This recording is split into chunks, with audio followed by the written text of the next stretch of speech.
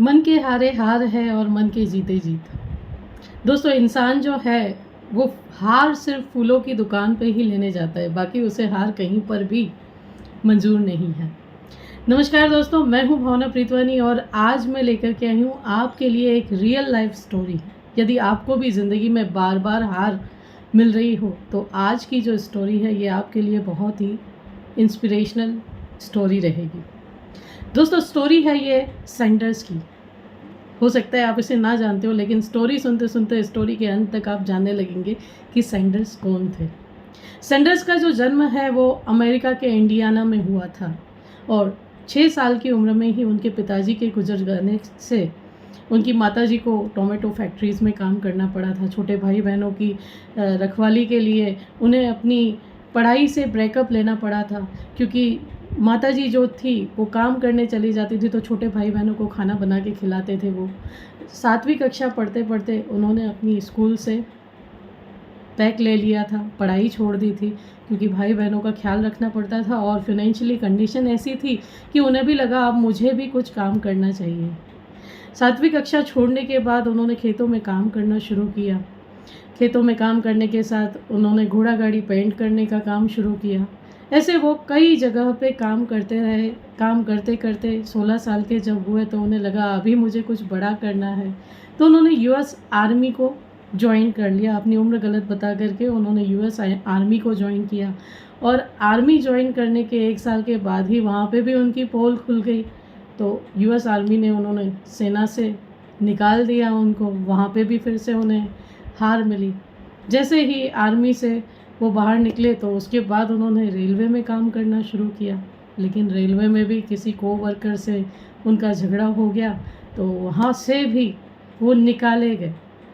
वहाँ से निकलने के बाद उन्हें लगा कि अभी तो लगता है कुछ पढ़ाई करनी होगी और पढ़ाई करने के बाद ही कुछ ज़्यादा पैसे मैं कमा पाऊँगा, मेरे परिवार के लिए मैं कुछ कर पाऊँगा। तो उन्होंने फिर से यूनिवर्सिटी में दाखिला लिया और लॉ में अपनी पढ़ाई को शुरू किया।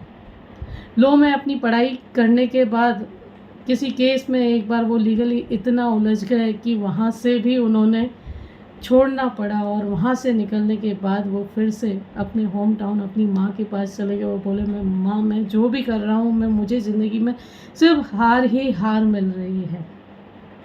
उनकी माँ ने उनसे कहा कि कोई बात नहीं, अगर ज़िंदगी में हार मिल रही है लेकिन तुम हारे तब तक नहीं हो जब तक तुमने हार मान ली नहीं है। तो वहाँ से सैंडर्स ने फिर से अपनी हिम्मत जुटाई और 1920 में उन्होंने फेरी जो नाव होती है बनाने का बिज़नेस स्टार्ट किया और उस बिज़नेस में उनका सितारा थोड़ा चमका, थोड़े पैसे आने लगे वहाँ से, और वहाँ से उन्होंने केमिकल बल्ब बनाने का बिज़नेस शुरू किया। लेकिन जैसे ही वो बिज़नेस शुरू किया दोस्तों, किसी अच्छी कंपनी ने उनसे भी अच्छी क्वालिटी के जो केमिकल बल्ब होते हैं वो मार्केट में लॉन्च कर दिए और फिर से वो बिज़नेस ठप हो गया। फिर से एक बार यहाँ पे सैंडर्स को हार हासिल हुई। यहाँ से फिर से वो आगे बढ़े ज़िंदगी में और किसी फ्यूल स्टेशन पे काम करने लगे। उस फ्यूल स्टेशन में काम करते करते उन्होंने एक ऑफ़र हासिल किया जिसमें उन्हें बिना रेंट के किसी फ्यूल स्टेशन का ऑफ़र मिला प्रॉफिट शेयरिंग पे। 40 साल की उम्र में उन्होंने ये काम शुरू किया। अब जैसे ही ये काम शुरू किया, साथ ही साथ उनका जो कुकिंग का शौक़ था बचपन से, जो अपने भाई बहनों को खाना बना के खिलाते थे, तो उन्हें चिकन पकाने का बड़ा शौक़ था। तो उन्होंने वहीं पास में लोगों को फ्री में चिकन का फ्री मील सर्व करना शुरू किया, अपनी हॉबी को फिर से जागृत किया।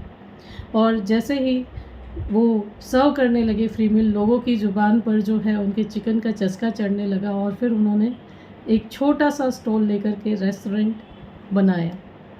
उस रेस्टोरेंट में वो अपना फ्राइड चिकन सर्व करते थे और लोग दूर दूर से उनका फ्राइड चिकन खाने आते थे। एक बार एक गवर्नर ने भी वहाँ पे विज़िटिंग की और उनके चिकन को केंटकी चिकन का नाम दे दिया। तो दोस्तों, यहाँ से थोड़ी सक्सेस मिली और उन्होंने अपना थोड़ा बड़ा रेस्टोरेंट ओपन किया, लेकिन अपने जो वर्कर हैं उनके यहाँ जो एम्प्लॉय था उसका किसी से झगड़ा हो गया और वो रेस्टोरेंट भी वहाँ फिर से बंद हो गया। सैंडर ने यहाँ भी हार नहीं मानी और फिर से 140 सीट का एक और रेस्टोरेंट स्टार्ट किया। वो रेस्टोरेंट चलने ही लगा था कि दुनिया में वर्ल्ड वार 2 आ गई और फिर से ये जो रेस्टोरेंट का काम है उनका वहीं पे ठप हो गया। फिर से ज़िंदगी में एक बार हार उनको नसीब हुई। जैसे ही माहौल शांत हुआ, उन्होंने अपना दिमाग लगाया, बोले कुछ तो मुझे करना होगा, और उन्होंने अपने आइडियाज़ जो वो केंटकी चिकन बनाते थे उसे अलग अलग रेस्टोरेंट में जाकर के प्रमोट करना शुरू किया। आप मानोगे नहीं दोस्तों, 1009 बार उनकी जो रेसिपी थी वो रिजेक्ट हुई। इससे ज़्यादा हार आपने कभी झेली है क्या अपनी ज़िंदगी में? मुझे नहीं लगता किसी ने झेली होगी। 1009 बार रिजेक्शन लेने के बाद वहाँ की किसी बड़ी रेस्टोरेंट ने उन्होंने उनका ऑफ़र जो है वो, उनकी जो रेसिपी है उसे अप्रूव किया, और धीरे धीरे दूसरे रेस्टोरेंट में उसे बताना शुरू किया, शेयरिंग शुरू किया, और उनका जो फ्राइड चिकन है, केंटकी फ्राइड चिकन है, वो फेमस होने लगा। आप मानोगे नहीं दोस्तों, 75 साल की उम्र में सैंडर ने जो अपने सपने देखे थे वो जीना शुरू किया। तो यदि हमारी उम्र उससे कम है तो, और हम अपने सपने जी रहे हैं, तो we are so lucky.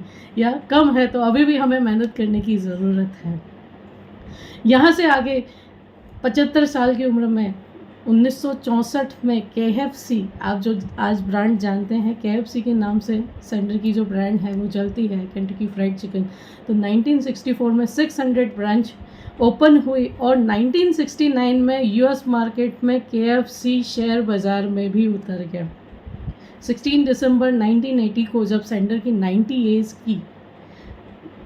As per death हुई, तब लगभग KFC की 3,500 ब्रांचेस थी। जी हाँ दोस्तों, ये जो फ्रेंच दाढ़ी के साथ आप जो KFC का लोगो देखते हो वो किसी और का नहीं बल्कि सैंडर का है। और आज 2024 में मोर देन 25,000 KFC की ब्रांचेस रन हो रही हैं। 145 से ज़्यादा कंट्रीज़ में KFC का चिकन बिकता है। सो दोस्तों, इस कहानी से हमें बहुत बड़ी सीख मिलती है कि जब तक हम हार ना मान लें तब तक ज़िंदगी में कभी भी हार नहीं होगी। हम छोटी छोटी बातों से डीमोटिवेट हो जाते हैं और अपना काम छोड़ देते हैं और नेक्स्ट ट्राई करने से बच जाते हैं, डिप्रेशन में आ जाते हैं। आजकल के यंगस्टर डिप्रेशन में आ जाते हैं। तो दोस्तों, हार ये नहीं है। आप सैंडर की स्टोरी से बहुत कुछ सीख सकते हैं, और KFC की जो सक्सेस स्टोरी आप लोगों के सामने जीता जागता उदाहरण है। दोस्तों, आपको ये कहानी पसंद आई हो तो ज़्यादा से ज़्यादा लोगों को ज़रूर शेयर कीजिएगा। क्या पता कौन सी कहानी किसी की ज़िंदगी बदल दे और उनकी ज़िंदगी में बहुत सारा मोटिवेशन लेकर के आ जाए। कहानी पसंद आई हो तो लाइक ज़रूर कर देना और शेयर ज़रूर करना, और चैनल को सब्सक्राइब ना किया हो या फेसबुक पेज को आपने फॉलो ना किया हो तो ज़रूर से फॉलो कर दीजिएगा। Thank you so much. जय हिंद, जय भारत। मिलेंगे फिर एक नई कहानी के साथ।